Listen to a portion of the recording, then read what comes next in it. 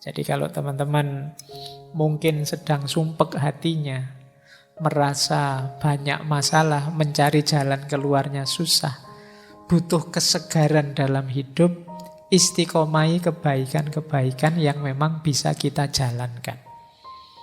Ini bisa jadi jalan hadirnya anugerah Allah.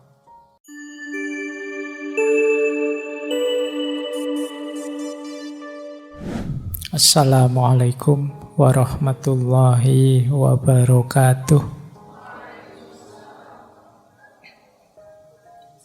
Bismillahirrahmanirrahim. Alhamdulillahi rabbil alamin. Assalatu wassalamu ala asyrafil anbiya'i wal mursalin, Sayyidina wa maulana Muhammadin wa ala alihi wa ashabihi wa man tabi'ahum bi ihsanin ila yaumiddin. Amma ba'du. Bismillah, mari kita belajar lagi, ngaji lagi sesuai tema yang sudah diumumkan. Kita mengistiqomahi ngaji. Malam hari ini pas temanya juga istiqomah. Baik, langsung saja. Bismillah. Kita mulai dari definisinya ya. Pelan-pelan saja. Kata istiqomah ini saya tidak tahu, kelihatannya kalau menggunakan EYD hari ini tulisannya harusnya istiqamah. Iya. Tapi kok rasanya tidak mantep ya nek tak tulis istiqamah kurang jos karena hurufnya qaf ya, ndak kaf. Kalau ditulis mari kita istiqamah rasanya orang mantep ya, istiqomah saja ya, enggak ki ndak apa-apa lah. Kalian ngerti karepnya. Kayak dulu Al-Qur'an itu transliterasinya Al-Quran. Itu kan rasanya kok kurang jos ya. Tidak apa-apa kita main rasa. Meskipun kalau kamu nanti nulis skripsi atau tesis, ya tulislah sesuai EYD-nya. Ini kita pakai gaya bahasa tutur saja. Nulisnya istiqomah. Ini memang dari bahasa Arab. Istaqoma yastaqimu istiqomatan. Ini masdarnya. Yuk, akar kata dasarnya ya koma. Tapi kemudian mengambil wazan istaf'ala, jadi istaqoma. Kemudian yastaqimu istiqomatan. Maknanya secara lughah itu teguh pendirian dan konsisten. Jadi orang konsisten itu orang istiqomah. Ini maknanya secara bahasa. Kalau secara istilah, istiqomah itu berpendirian kuat, berketetapan hati untuk tekun dan terus-menerus dalam menjalani usaha mencapai satu tujuan, keinginan. Jadi diawali dari pendirian, keyakinan yang kuat, kemudian dijalankan terus-menerus demi tujuan tertentu. Tanpa keyakinan yang kuat, meskipun dijalani terus-menerus berarti belum tergolong istiqomah. Kalian, kok kamu tiap pagi misalnya jalan-jalan itu tujuannya apa sih misalnya? Ya enggak tahu Pak, ya sekedar ingin jalan saja. Ini belum disebut istiqomah. Kamu tidak tahu tujuannya apa, targetnya apa, kamu juga tidak terlalu mantep. Istiqomah itu berarti sesuatu yang kamu lakukan berulang-ulang terus demi tujuan tertentu dan kamu lakukan dengan mantap, ngerti dasarnya, punya alasannya. Inilah namanya istiqomah. Saya itu istiqomah untuk iseng, Pak, misalnya. Nah, istiqomah iseng itu apa bisa Pak disebut istiqomah? Bisa, asal isengmu bertujuan, punya dasar yang jelas. Pak, saya iseng itu dalam rangka mempererat persaudaraan, Pak. Kemudian argumennya adalah, yo kita ini sesama saudara kan harus saling dekat, saling menghibur. Jadi saya sekali-sekali iseng dan saya terus-menerus iseng. Misalnya, ini bisa secara istilahan disebut istiqomah. Tapi meskipun nanti yang dimaksud tidak hanya ini kalau dalam agama. Baik, jadi dari sisi bahasa, asal kita continue, tahu tujuannya, ngerti dasarnya, itu sudah istiqomah. Isinya apa saja bisa, secara bahasa ya. Bisa ndak Pak, saya istiqomah curang. Pokoknya ndak ada waktu tanpa curang. Bisa, secara bahasa tapi ya. Jadi yang artinya konsisten, terus-menerus. Anak ini konsisten sekali kurang ajarnya misalnya. Nah ini bisa disebut istiqomah. Nah secara bahasa tapi ya. Nah secara makna tentunya tidak begitu. Jadi secara maknawi istiqomah itu tentu saja mendawamkan kebenaran, mendawamkan kebaikannya agama. Jadi secara maknawi itu tidak semua kebiasaan yang konsisten kita lakukan layak disebut istiqomah. Hanya hal-hal yang relevan, cocok, sesuai dengan kebenaran dan kebaikan, khususnya kebenaran dan kebaikan religius dalam agama. Ini yang disebut istiqomah. Nanti penjelasannya banyak. Nah, ada banyak anjuran untuk istiqomah. Yang pertama saya ambil dari Al-Quran, yang kedua dari hadis. Yang pertama, ada banyak sebenarnya ayat tentang istiqomah. Saya ambil misalnya dari surat An-Nahl, ayat 92. Wala takunu kallati naqadat ghusluha min ba'di quwwatin angkatan naqadat ghusluha.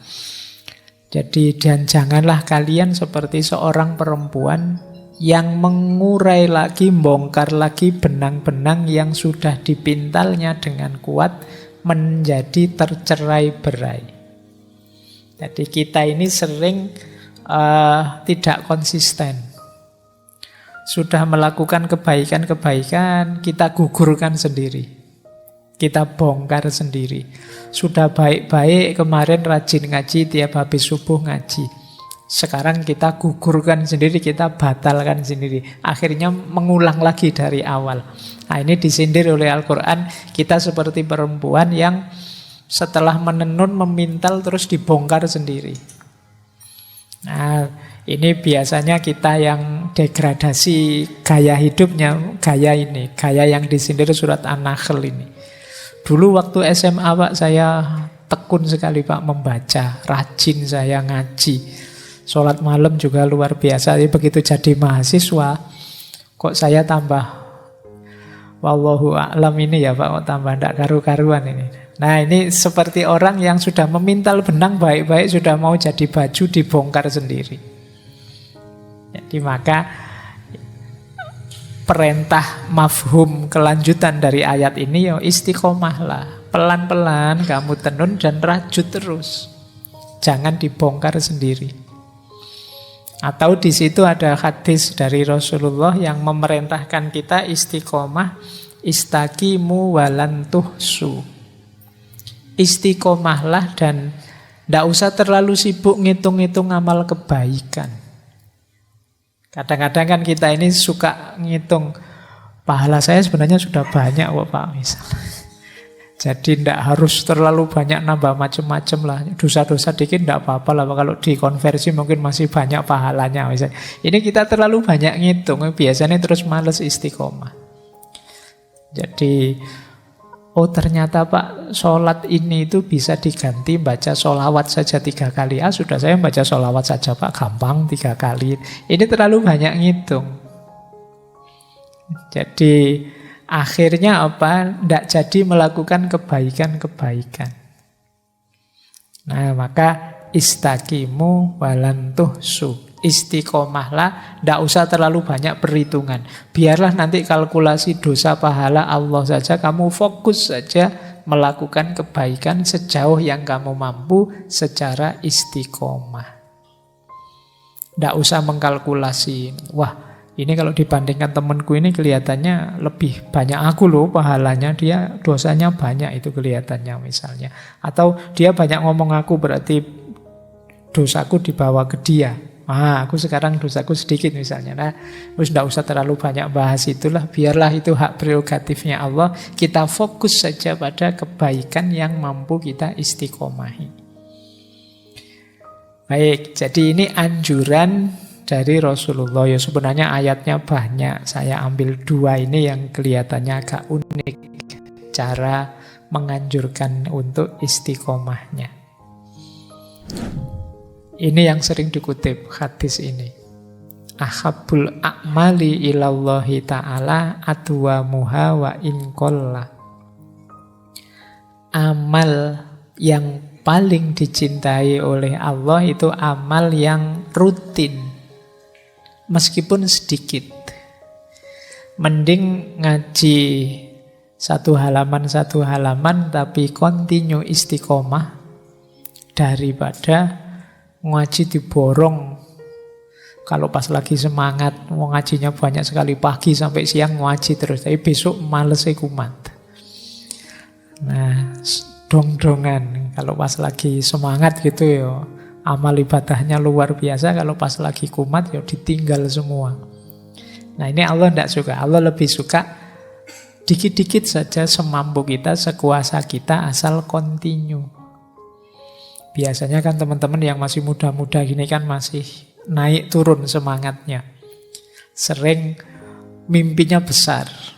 Kadang-kadang mimpi yang besar ini lupa dengan kapasitas dirinya. Sehingga kadang target yang terlalu besar. Pak, saya itu ingin segera dekat dengan Allah yang sekitar wahdatul wujud itu loh Pak. Jadi saya tak puasa terus, saya tak lagi. Kadang mimpimu begitu. Baca ceritanya wali-wali kok hebat ya. Saya ingin segera ke sana Pak. Karena kadang-kadang kita mimpimu begitu.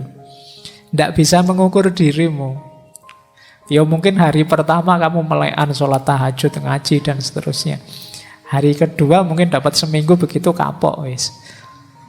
Kok tidak ada perubahan apa-apa ya Pak. Aku tidak sakti-sakti ya Pak. Sudah tahajud berbulan-bulan ini ya, karena targetmu itu.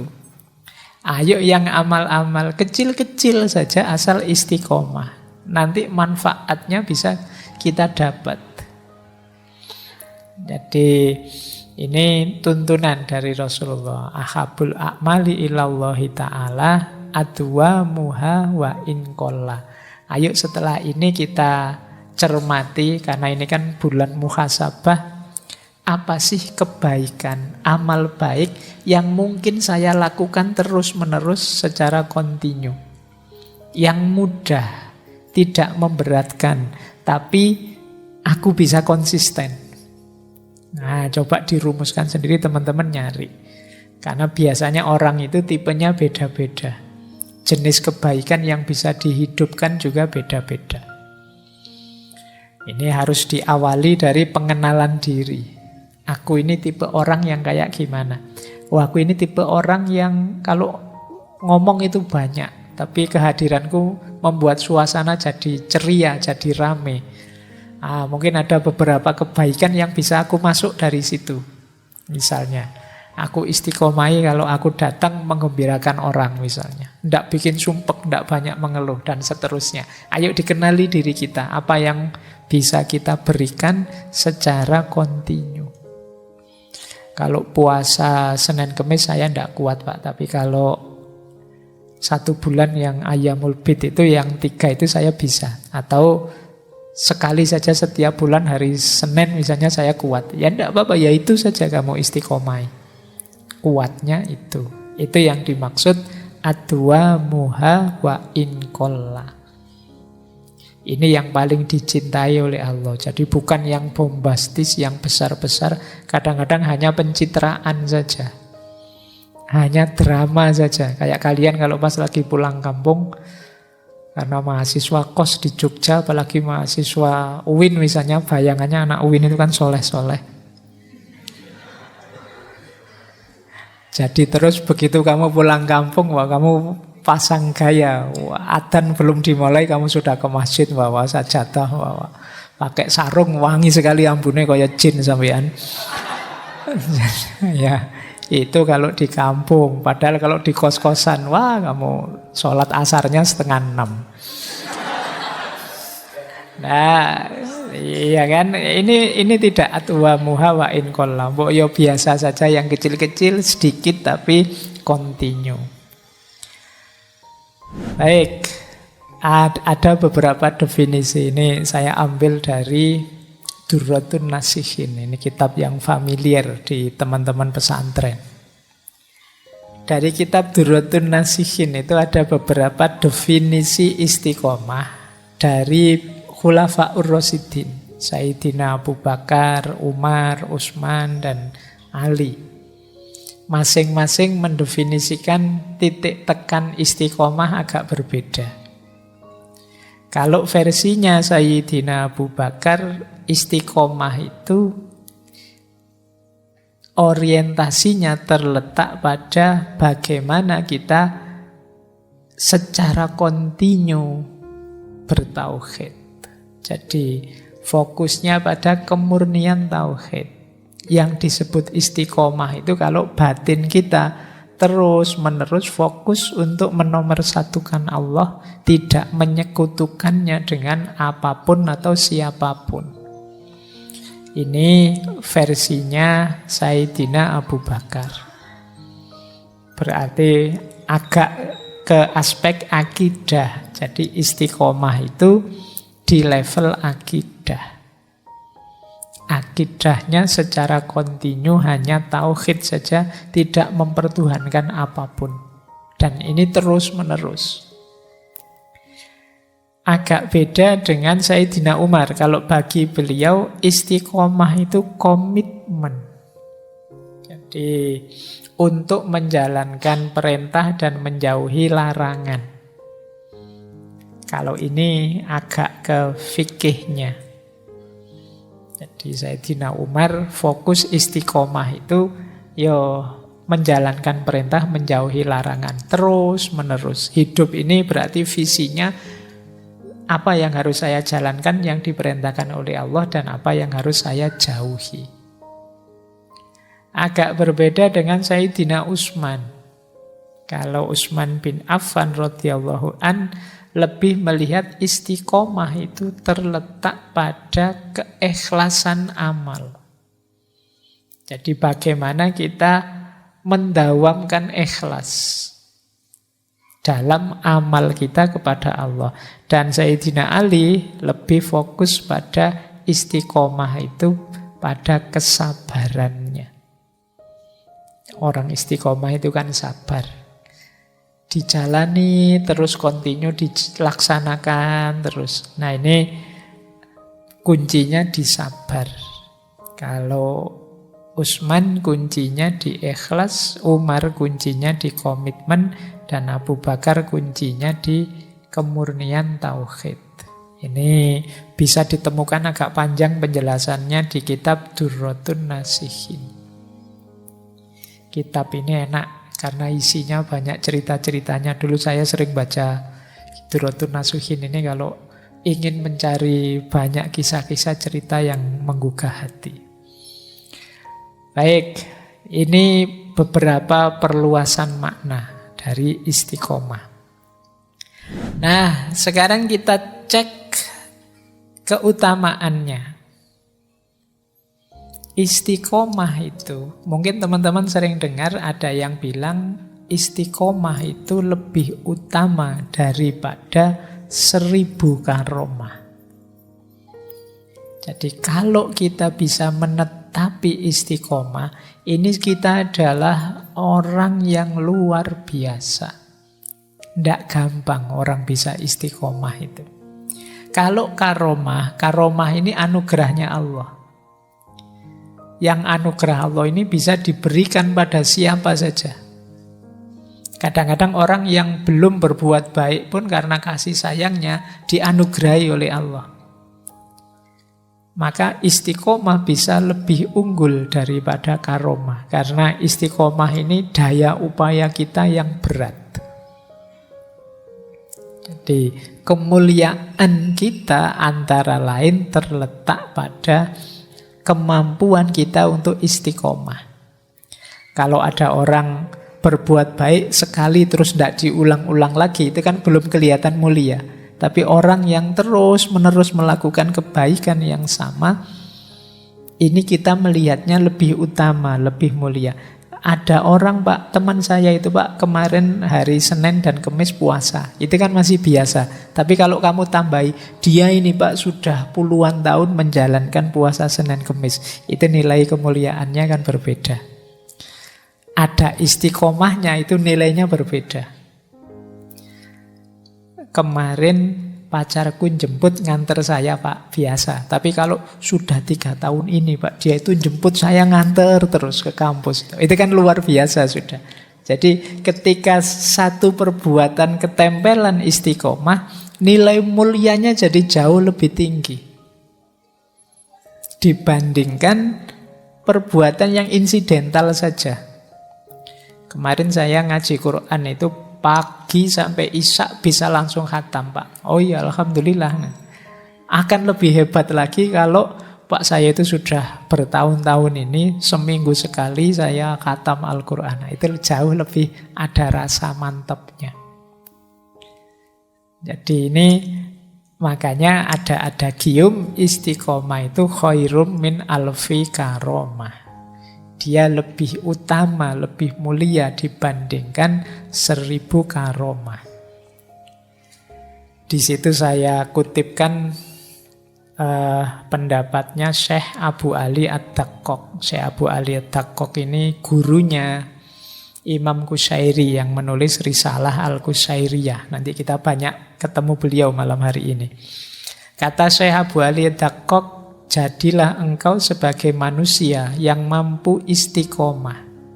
Jangan sibuk mengharapkan karomah.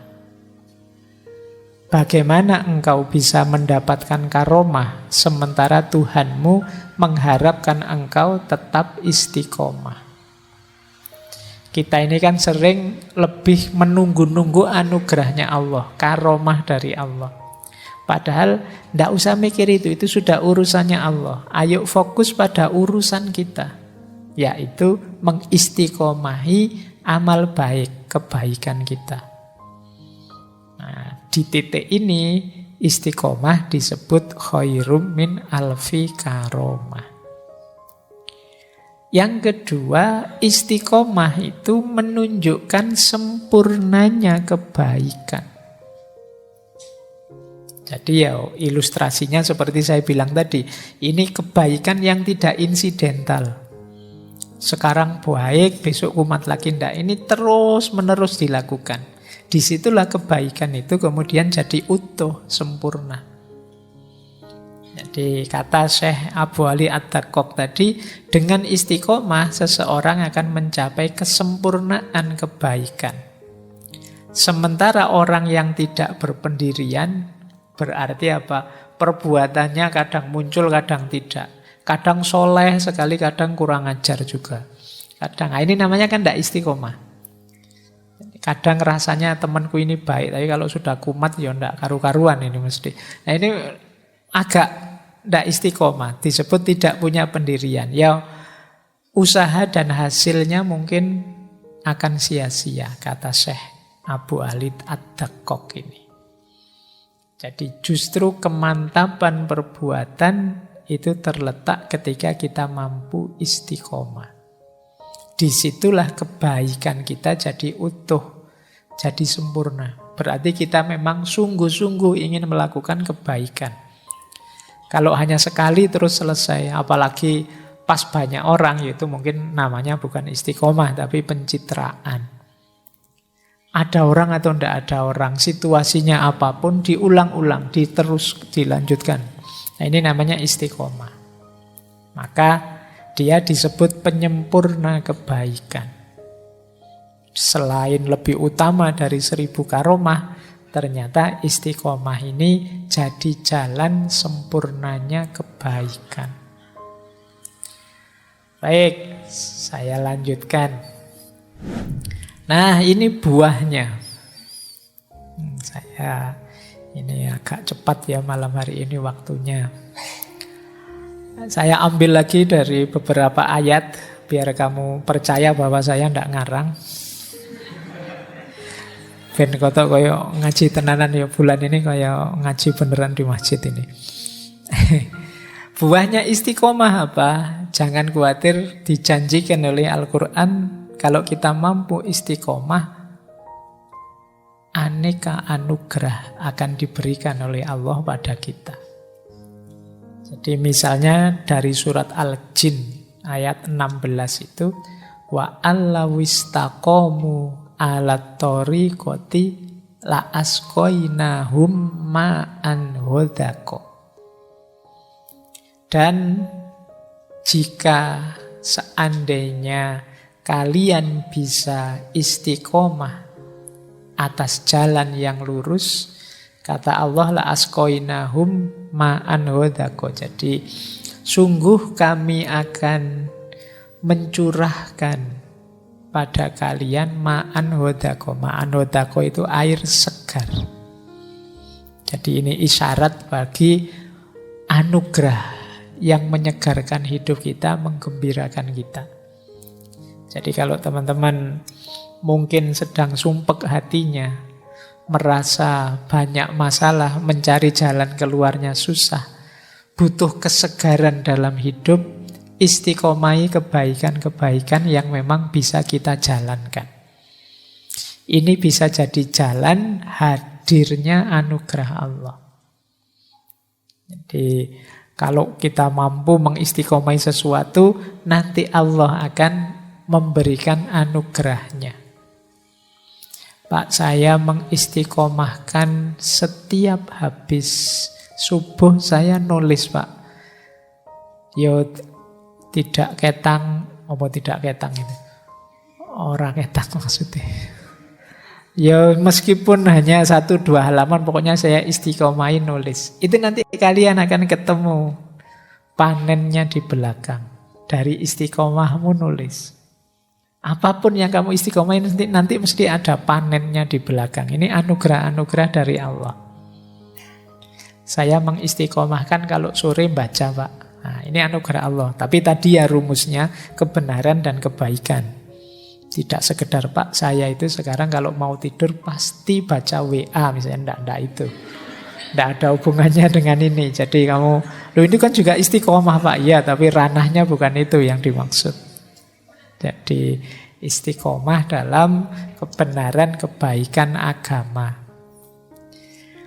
Oke, akan sekarang kita akrab sekali kan dengan HP itu. Mau tidur ya buka HP.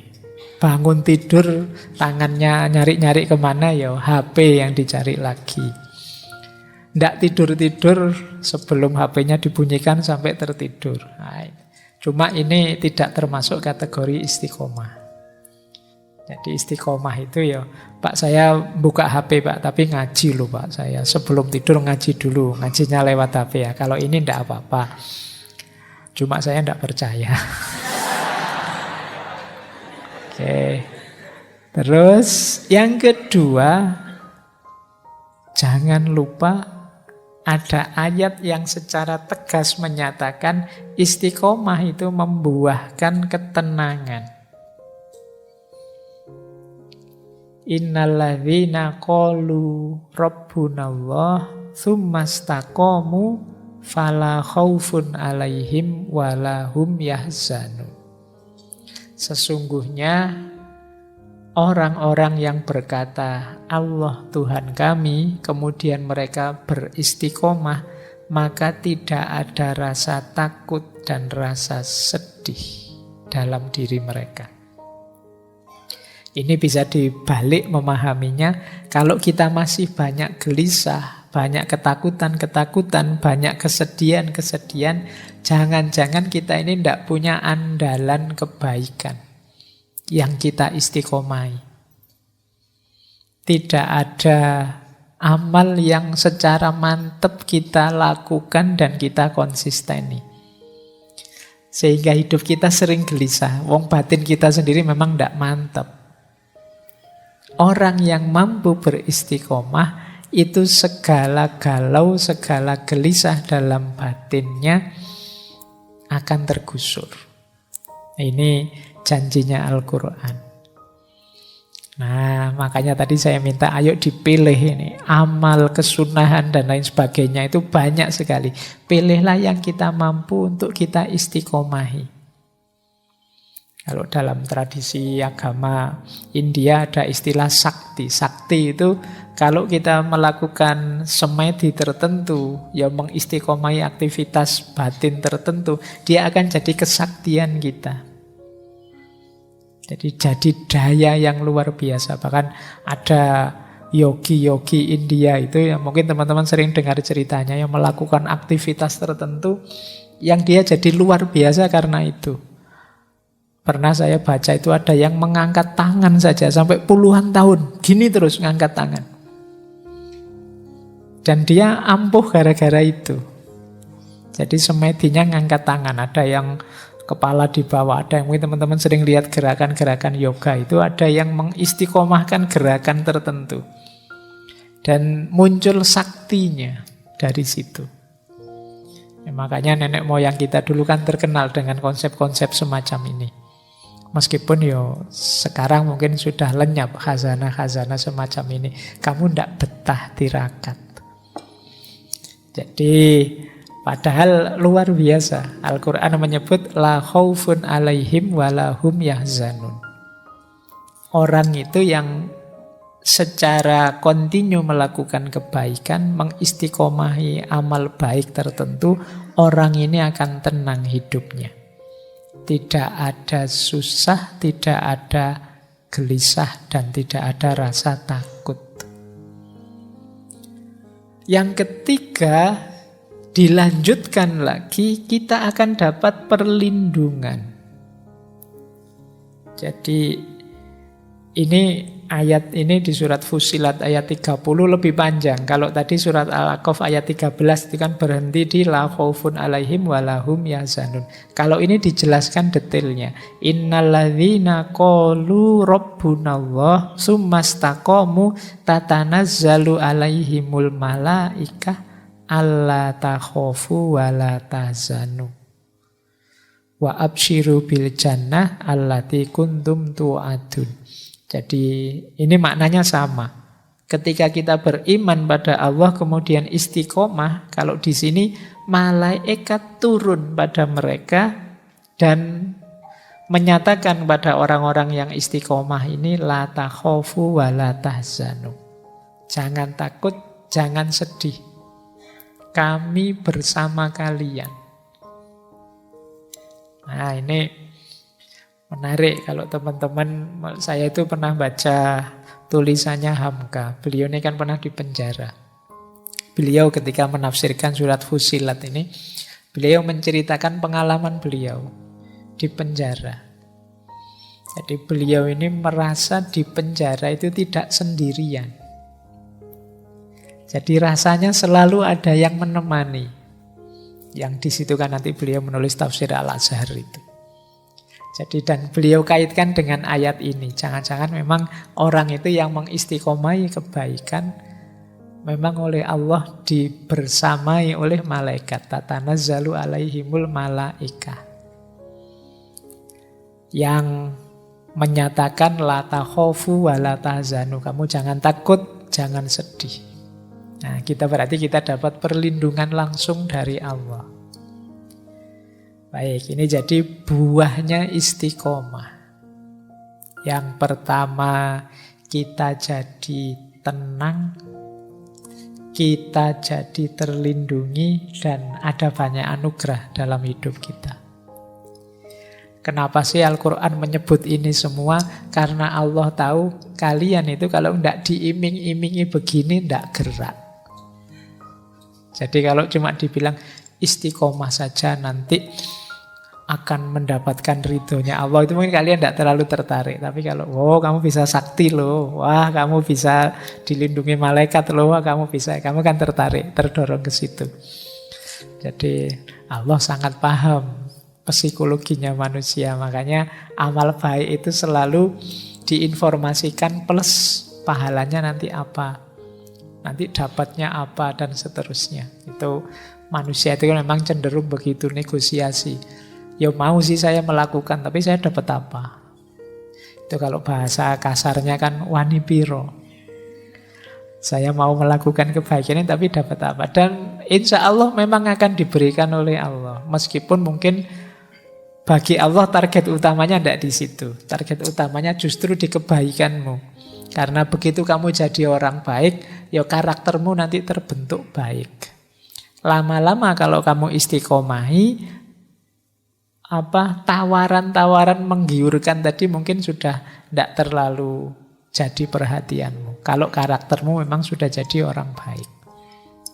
Tapi ya di level-level awal oleh Allah ya diiming-imingi dengan berbagai macam pahala dan anugerah. Ketika semakin kita mendalam nanti sampai level hikmah, mungkin pahala dan anugerah ini mungkin tidak jadi fokus kita lagi sudah. Begitu kita paham misalnya betapa dalamnya makna berjamaah itu misalnya, mungkin iming-iming 27 derajat itu mungkin tidak terlalu jadi fokus kita lagi. Diiming-imingi pahala itu kan karena kita kalau tidak begitu ya tidak berangkat ke masjid. Wong sudah begitu saja ya, kamu masih males ke masjid. Ini 27 derajat loh. Ayo pahala saya sudah banyak kok Pak. Tidak ditambahin 27 juga tidak apa-apa. Cari jalur yang lain. Pokoknya itu manusia sudah. Khosimum mubin. Kata Al-Quran. Khosimum mubin itu senengannya debat. Nyari saja alasan untuk tidak melakukan. Ini sebenarnya disindir oleh Al-Quran. Seperti orang Bani Israel yang disuruh menyembelih sapi. Aslinya males mereka disuruh nyembelih sapi, tapi yo gayane tanya terus. Ini saya mau nyembelih sapi, tapi sapi warna apa? Terus begitu ada jawabannya, terus sapinya umur berapa? Kemudian pokoknya tanya terus. Jadi itu kayak mahasiswa dikasih tugas Pak Duni males terus pertanyaannya panjang. Ini berapa halaman Pak? Ini nanti saya harus gimana Pak? Kalau ada begini terus gimana Pak? Jadi dosennya mungkin saking jengkelnya sakarepmu lah pokoknya ada tugasmu ngumpul. Nah itu manusia khosimum mubin. Maka istiqomah pun oleh Allah, istiqomah itu sebenarnya penting sekali untuk kita. Cuma kalau tidak diiming-imingi dengan balasan seperti ini, kita tidak bergerak menuju istiqomah. Padahal ini untuk kepentingan kita. Nanti kita lihat ada banyak manfaatnya istiqomah. Nah, sekarang kita awali dari kesadaran istiqomah. Rumus pertama istiqomah kalau dalam Islam itu adalah billah, lillah, dan fillah. Billah itu karena Allah, alasannya Allah. Lillah itu untuk Allah, tujuannya Allah. Fillah itu di dalam Allah, berarti jenis aktivitas, jenis perbuatan yang berhubungan dengan Allah. Kehambaan kita kepada Allah. Makanya tadi disebut ya tidak semua aktivitas harus kita istiqomai. Pastikan aktivitas yang kita istiqomai itu billah, lillah, dan fillah. Nah, jadi karena Allah, untuk Allah, dan fillah. Dalam aktivitas-aktivitas yang berhubungan dengan Allah. Oke, jadi menolong orang tidak karena Allah sih, karena ingin pujian, ya tidak patut diistiqomai. Yang diistiqomai yang karena Allah. Atau tidak untuk Allah. Tujuannya biar nanti saya kepilih misalnya. Wah ini bapak ini calon anggota DPR sekarang dermawan sekali ya, sodakoh terus misalnya, mengistiqomai sodakoh karena nyalon. Ini berarti tidak lillah tujuannya, ya tujuannya biar dapat banyak suara. Tidak bisa disebut istiqomah. Dan juga perbuatan yang tidak fillah, tidak ada hubungannya dengan penghambaan kita pada Allah. Ya kayak tadi, main game itu tidak bisa dikategorikan istiqomah. Pak, saya itu istiqomah loh Pak, saya tiap hari push rank Pak. Jadi, ayo, saya istiqomah pokoknya. Ya, pokoknya sebentar-sebentar harus naik saya. Nah, enggak lah ya, itu tidak termasuk fillah. Jadi perbuatan-perbuatan yang dalam konteks kehambaan kita kepada Allah. Ini yang perlu kita istiqomai. Yang kedua, istiqomah itu kita yang mengupayakan, tapi hakikatnya Allah yang menganugerahkan. Maka perlu kita memperbanyak doa untuk dapat istiqomah. Jadi jangan, saya itu Pak, sudah penguasaan diri saya hebat, jadi kalau saya ingin istiqomah, bisa istiqomah. Ini istiqomah ini hasil kekuatan saya sendiri. Ini kamu lupa, hakikatnya itu anugerahnya Allah. Maka selain kita berusaha, mintalah pada Allah untuk dianugerahi istiqomah. Ya Allah, anugerahilah aku istiqomah dalam belajar. Berdoalah. Jadi, karena kalau hanya mengandalkan diri kita, biasanya nanti banyak kendala-kendala. Kita itu manusia yang mudah tergoda. Makanya Rasulullah itu diantara doanya kan doa minta istiqomah. Ya muqallibal qulub, sabbit qalbi ala dinik. Ini minta istiqomah.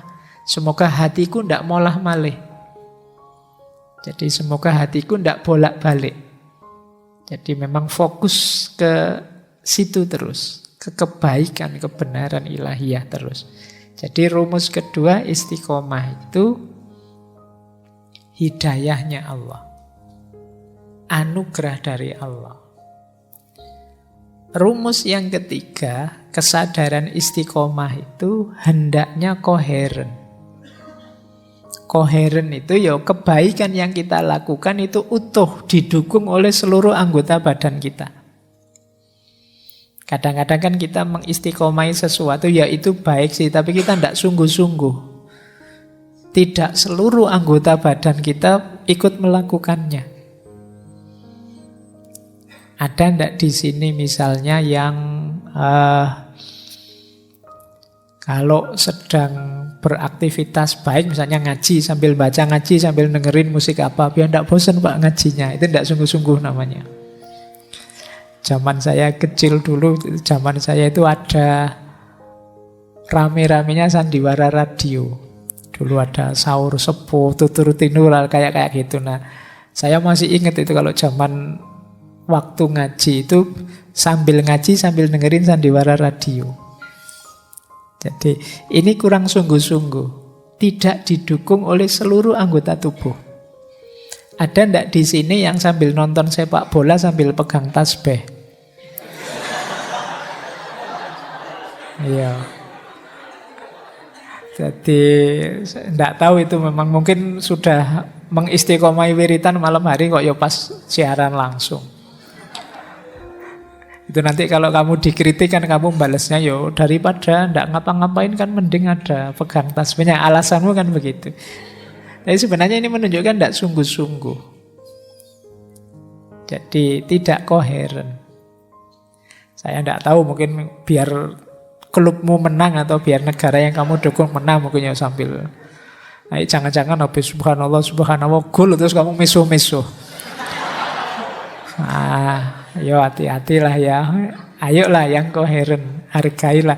Ini yang kalau dulu waktu sesi mindful namanya kamu ndak mindful. Akhirnya tidak maksimal dua-duanya. Nonton sepak bolanya juga tidak maksimal, wiritannya juga tidak maksimal. Sama-sama tidak menikmati. Nah, yuk kalau memang pengen nonton sepak bola, nonton saja dulu. Begitu selesai nanti dilanjutkan wiridnya. Kalau wirid saja bosen ya Pak. Sambil nonton TV enak. Tidak terasa sudah sekian ratus, sekian ribu sambil ngobrol sambil nonton TV. Nah, ya. Jadinya tidak koheren. Jadi kalau bisa ya kita nikmati setiap detik yang kita lakukan. Yang keempat, kesadaran istiqomah itu dasarnya harus ilmu sehingga selaras dan sesuai dengan keyakinan kita dan selaras dan sesuai dengan kecenderungan hati, kemantapan pikiran kita. Jadi jangan mengistiqomahi sesuatu yang kita tidak yakin. Benarnya mengistiqomahi sesuatu yang kita tidak paham atau yang berlawanan dengan hati nurani kita. Tapi ini diperintah dosen saya ya Pak, harus begini. Ya sudah, ya jalankan saja. Tapi mantapkan dulu hatimu. Makanya tadi saya sebut jalurnya ilmu. Istiqomahi sesuatu setelah kamu paham. Ini memang benar. Ini pasti baik. Jadi berarti ya pintu utamanya ilmu. Jangan mengistiqomahi sesuatu yang kita tidak paham. Dan yang terakhir, kesadaran istiqomah itu bertahap. Jadi dan jangan melampaui batas. Rasulullah itu tidak suka kalau ada orang, mungkin dia mampu, tapi melampaui batas. Ada sahabat itu satu ketika menghadap beliau, wahai Rasulullah, saya ini semangat beragamanya baru tinggi. Saya berjanji kalau malam tidak tidur, saya mau sholat terus. Ada lagi sahabat yang satunya bilang, saya berjanji kalau siang tidak akan makan lagi, saya mau puasa terus demi agama. Yang satunya, saya mau mempersembahkan hidupku untuk Allah saja, saya tidak akan menikah. Ini kalau bahasa Jawa ini kemantepan. Mantep itu bagus, kemantepan jelek. Jadi kalau bahasanya orang hari ini mungkin tidak moderat. Jadi ini ekstrim. Agama itu kan terus dijawab oleh Rasulullah, ya aku ini nabi tapi aku tidur ya aku bangun. Jadi ya ada tidurnya, nanti baru sepertiga malam terakhir bangun. Kalau tidak tidur sama sekali itu ekstrim. Melampaui batas. Tapi saya kuat kok Pak mengistiqomah gitu, tidak manusiawi. Puasa terus juga begitu. Jadi kasihan lah, beri kesempatan temanmu yang pingin raktir. Jangan puasa terus, kan ada itu yang kalau ditawari makan yuk, wah aku baru puasa ya. Lu kalau pas ada yang raktir, batalkan saja puasanya. Petunjuknya Rasulullah begitu. Jadi mungkin tadi puasamu karena ngirit. Sekarang ada yang traktiran lumayan. Ya, jadi maksudnya ya jangan berlebihan. Ya ada puasanya, ada buka puasanya. Dan kata Rasulullah, aku menikah. Jadi meskipun sangat cinta pada Allah, ingin dekat terus dengan Allah ya, tapi menikah. Dan ini sunnahku. Barang siapa tidak suka sunnahku berarti tidak termasuk kelompokku. Berarti ya kalian tidak boleh ya, Pak saya jomblo sampai besok juga tidak apa-apa, tidak boleh. Saya menikah kok Pak, tapi tidak tahu besok-besok. Nah, tetap harus punya niatan untuk menikah. Bahwa kok tidak laku-laku itu urusan lain. Jadi, tidak boleh putus asa. Baik, jadi ini berarti bertahap. Sesuai kemampuanmu dulu. Jangan langsung digenjot. Yang level tinggi. Tidak lah, ya pelan-pelan. Dan ingat batasmu. Jadi ini kesadaran istiqomah itu berarti tadi ya rumusnya billah, lillah, dan fillah. Yang kedua hidayah dari Allah. Yang ketiga konsisten, koheren, jadi serius, seluruh anggota tubuh lahir dan batin dilibatkan. Yang keempat dan kelima, perlu ilmu untuk tahu mana yang pasti benar untuk memantapkan hati kita dan memantapkan pikiran kita. Dan yang terakhir, sesuai kapasitas level kita, jangan melampaui batas, bertahap. Nah, ini caranya untuk bisa istiqomah. Terus implikasinya sekarang ini, sebelum kita memfilsafatinya ya, kita lihat teknis-teknisnya. Implikasi itu berarti semacam efeknya. Kalau kita mampu istiqomah, pikiran kita akan tenang. Kenapa? Sesuatu itu kita istiqomahi kan berarti kita sudah mantap. Kalau sudah mantap kan kita tidak perlu berpikir panjang lagi. Pikiran kita tidak perlu merenung tentang itu lagi. Kita tidak perlu mencari informasi tentang itu lagi. Kita tidak perlu membahas pro kontra tentang yang kita lakukan. Kita tidak perlu mikir istikharah mana yang kita putuskan. Kalau sudah kita istiqomahi berarti sudah mantap. Pikiran sudah lebih tenang. Kita sudah mengalami sendiri, menjalaninya langsung. Jadi implikasinya istiqomah pada pikiran jadi tenang. Jadi ilustrasinya kayak orang kalau menikah itu loh. Sebelum menikah kan pikirannya macam-macam. Sudahlah nikah saja, jalani lebih tenang. Ya tetap ada masalah, tapi kan tidak segalau waktu belum nikah. Nah, istiqomah kan juga begitu. Dijalani saja, dirutinkan, nanti pikiran jadi lebih tenang. Sebelum dijalankan kita kan masih gamang, galau, berpikir ini, berpikir itu, ada pro, ada kontra. Jadi lebih capek. Tapi begitu kita istiqomah, oh seperti ini toh rasanya. Kita pikiran terus tidak banyak tanya lagi. Ini implikasinya. Jadi kalau ingin tenang, kadang-kadang ada baiknya wawasan-wawasan yang mungkin di pikiran kita masih kacau balau itu ya, ayo kita tinggalkan, kita istiqomahi menjalankan yang mantap saja, kita yakini saja dulu. Nah, ini level pikiran. Yang kedua, level perbuatan. Level perbuatan, kalau kita istiqomah, biasanya tambah mantap dan tambah mudah. Awal menjalani sulit, tapi begitu kita istiqomah, tambah gampang sekarang. Jadi itu untungnya orang istiqomah. Pak, saya ngajinya belum lancar ya Pak, saya pingin kursus lagi.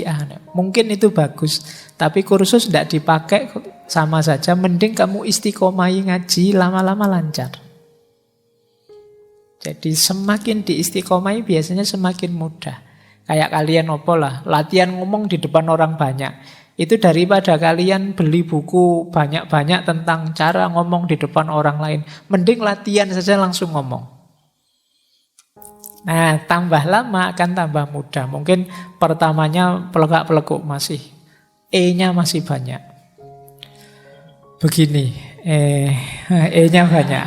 Jadi, kalau E-nya masih banyak, masih harus sering latihan. Nah, saya juga dulu waktu ngaji filsafat awal-awal mungkin ya banyak E-nya juga. Tapi kan karena sudah sampai sekian ratus sesi, ya jadi lebih lancar sekarang. Jadi maka istiqomahi sesuatu. Kalau ada kesulitan, istiqomahi. Kadang-kadang jalan istiqomah yang berulang-ulang itu tiba-tiba terbuka. Itu yang tadi disebut hidayah. Yang tidak terduga-duga. Mungkin di luar konteks usaha kita. Tapi itulah kuasanya Allah. Kita dapat kemudahan karena istiqomah. Oke, baik. Jadi yang pertama itu. Kita lebih mantap, lebih mudah. Yang kedua, kita mendapatkan makna yang lebih dalam. dibandingkan sekedar menjalani sekali-sekali atau malah tidak menjalani, hanya ngerti teorinya saja. Dengan menjalankan secara istiqomah, kita semakin menghayati, semakin ngerti maknanya. Ini yang tidak bisa diperoleh oleh orang luar, outsider. Orang yang hanya lihat saja akan sulit menangkap kedalaman. Dia bisanya hanya lihat gejala. Misalnya kalian tidak pernah pacaran, menilai orang pacaran itu hanya lihat gejalanya. Menurut saya Pak, pacaran itu hanya bikin repot saja, bikin ribet saja, menghabiskan waktu, menyusahkan, karena kamu lihat dari luar. Padahal mungkin yang ngalami kelihatan ribet, repot, tapi dia bahagianya luar biasa. Nah, ini namanya kedalaman yang tidak diperoleh, yang hanya melihat dari luar. Nah, orang istiqomah karena mengalami langsung mendalami, ya dia paham benar. Ini efeknya istiqomah. Kemudian karena berulang-ulang mengistiqomahi kebaikan tertentu, maka kebaikan itu akan mengakar menjadi karakter. Ini untungnya. Jadi istiqomah itu awalnya berat, tapi nanti akhirnya akan jadi sangat ringan karena dia tertanam jadi karakter kita. Sering saya ceritakan ya, mungkin kalian mengawali sholat tahajud saja, itu kan berat. Bangun di malam hari untuk sholat itu jauh lebih berat daripada bangun di malam hari nonton sepak bola. Ya karena ini kan sesuatu yang kalian enggan kan bangun. Tapi coba kalian istiqomai dalam jangka waktu tertentu, nanti sebaliknya. Kalau malam hari kamu kelewatan tidak tahajud, rasanya kamu menyesal, tidak enak. Nah ini berarti apa? Sudah jadi karakter. Kalau kita terbiasa jujur, bohong itu kan tidak enak.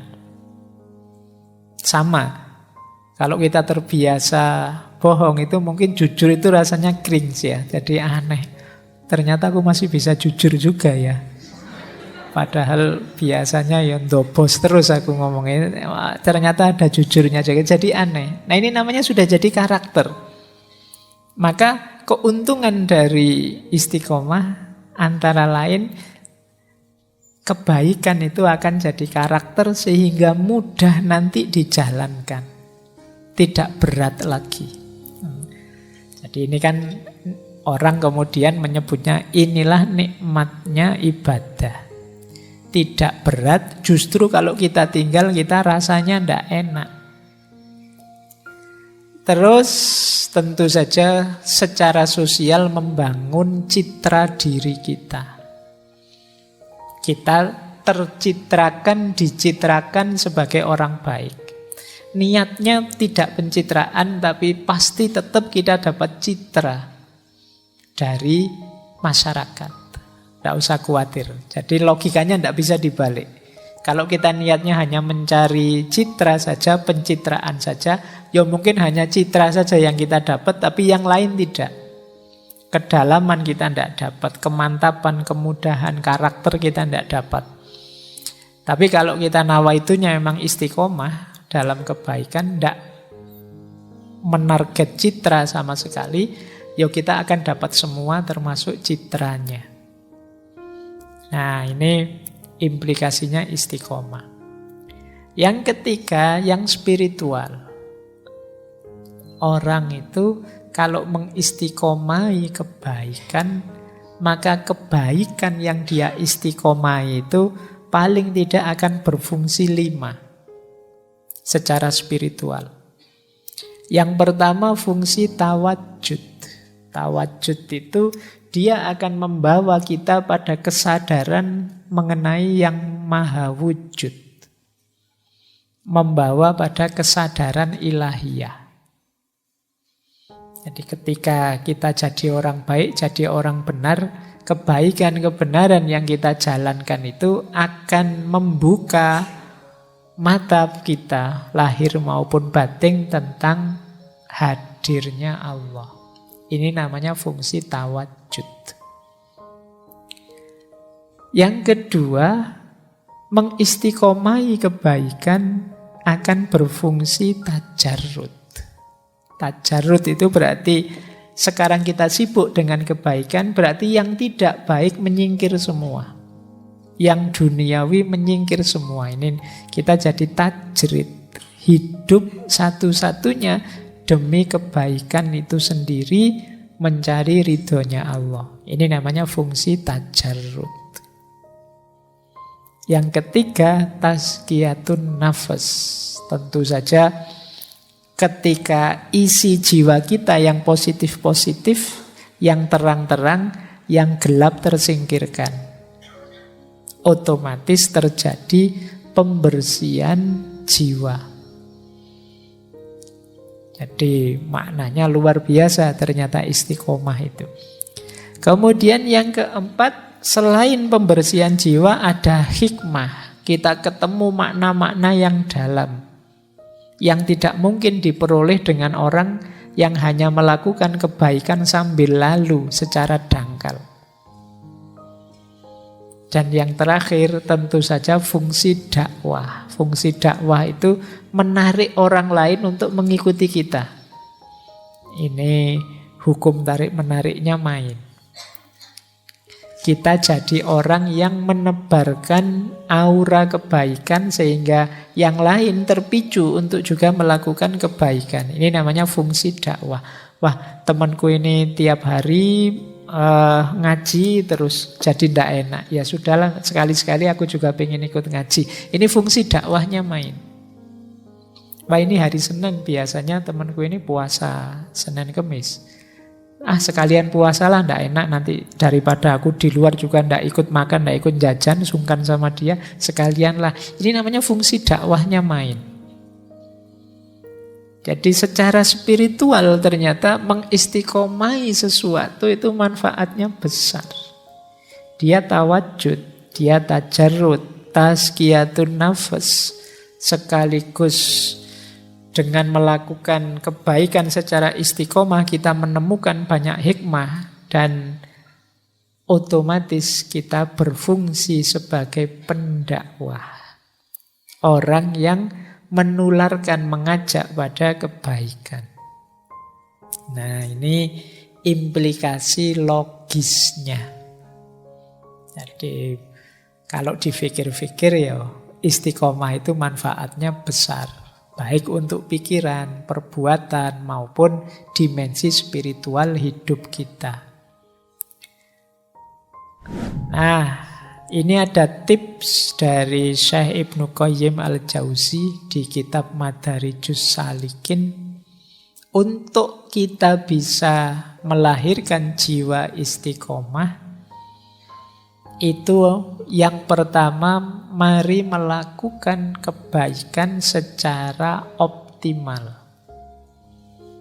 Jadi rumusnya 3, optimal, moderat, dan ilmu. Jadi optimal itu berarti apa? Berikan yang terbaik yang kita mampu. Jadi tidak usah tanya, Pak, saya bisanya, pokoknya lakukan sebaik yang kita mampu, itu saja. Mungkin ya belum sempurna, tapi itulah yang bisa kita berikan, yang bisa kita lakukan. Ini namanya optimal. Jadi itu kunci pertama yang membuat jiwa kita bisa istiqomah. Kunci kedua kata Ibnu Qayyim untuk membentuk jiwa yang istiqomah, selain kita menjalankan sekuat kita, yang kedua jangan melampaui batas, berlebihan, atau mengurangi batas. Harusnya sih kita kuat melakukan sampai batas ini, tapi kita tidak melakukannya atau melampauinya. Ini namanya tidak moderat. Jadi kalau sepertiga malam terakhir saja sholat tahajud, saya bisa, Pak. Oke, tidak apa-apa. Jangan dikurangi, jangan ditambahi. Nah, ini berarti pas. Ini memudahkan untuk istiqomah. Dan yang ketiga, ilmu. Ya tentu saja harus cocok teorinya. Jangan ngarang sendiri. Segala sesuatu ada ilmunya. Jadi membangun jiwa istiqomah itu rumus pertama, berikan yang terbaik yang kita bisa. Rumus yang kedua, jangan berlebihan. Dan rumus yang ketiga, belajar terus. Tambah terus ilmunya.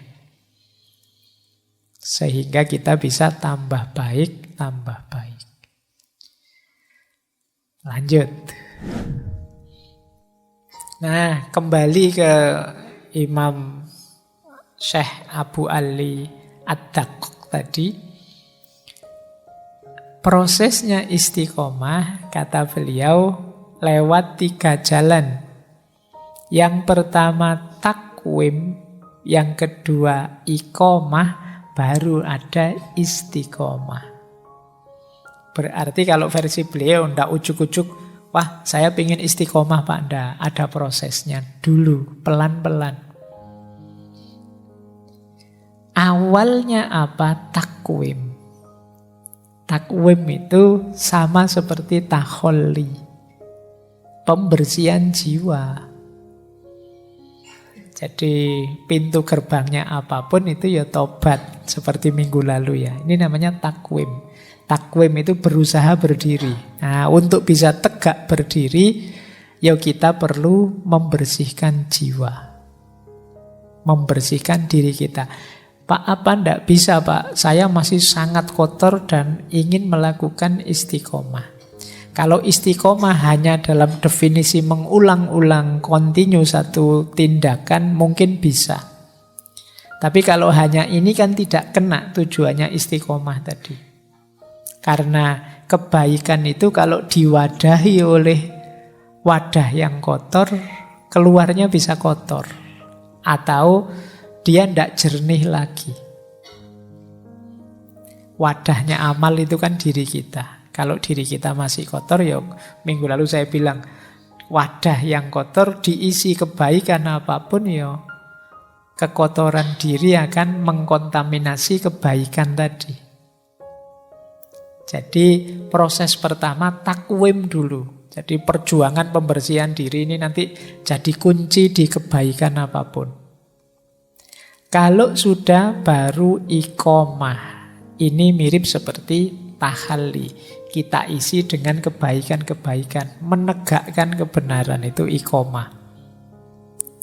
Dan ulang-ulang terus sampai menjelma istiqomah. Jadi ini 3 proses utama yang penting kita jalankan saat istiqomah. Bersihkan diri, isi dengan kebaikan,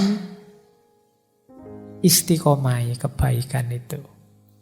Tidak bisa ujuk-ujuk, saya pingin istiqomah Pak, sekarang langsung tidak. Ada prosedurnya pelan-pelan. Karena jangan sampai kita mengistiqomahi keburukan, kekeruhan, kekotoran. Jadi ini tips dari Syekh Ali Ad-Daqqaq.